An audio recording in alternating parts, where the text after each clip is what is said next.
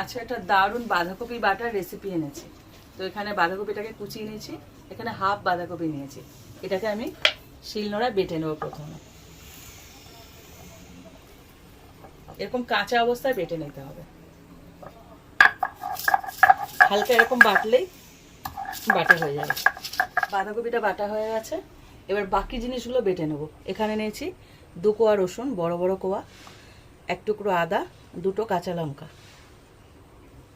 আর নিয়ে নিচ্ছি একটা বড় মাপের পেঁয়াজ কুচি।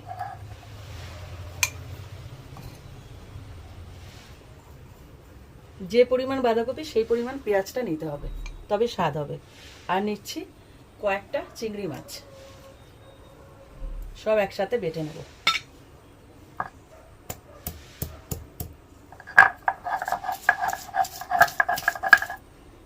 কড়াই বসিয়ে দিচ্ছি, এবার দিয়ে দিচ্ছি তেল।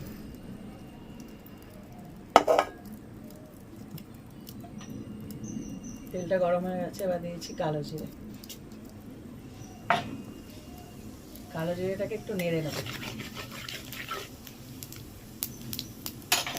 এবার ওর মধ্যে দিয়ে দিচ্ছি ওই পেঁয়াজ, তারপরে চিংড়ি মাছ সব বেটেছিলাম ওই বাটাটা।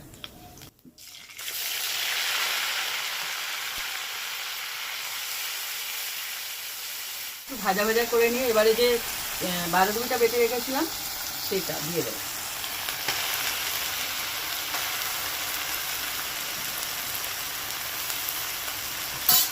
এইবার ভালো করে ভাজতে হবে, কেন বলতো এগুলো মজে যাবে। এখন লবণ দেওয়া যাবে না, লবণ মশলাপাতি দেওয়া যাবে না, পরে দেবে।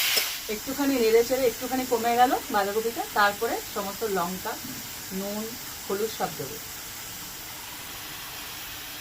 একটু মজিয়ে নিয়ে দাও মশলা দিতে হয়। হ্যাঁ, কেননা ওটা কমে যাবে তো, তার নাহলে লবণটা বেশি হতে পারে।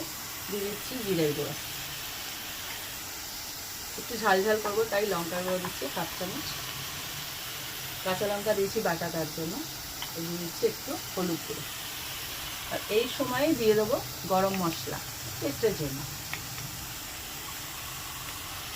এবার এটাকে ভালো করে কষিয়ে নেবো যতক্ষণ না পুরো জল শুকিয়ে যাচ্ছে। এটা না একদম মাখা মাখা হবে, এক ফোঁটাও জল থাকবে না।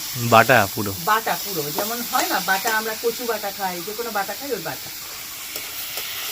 দেখো এটা মজাতে মজাতে কয়টুকানি কয়টুকানি হয়ে গেছে। আর দিয়েছি চিনি।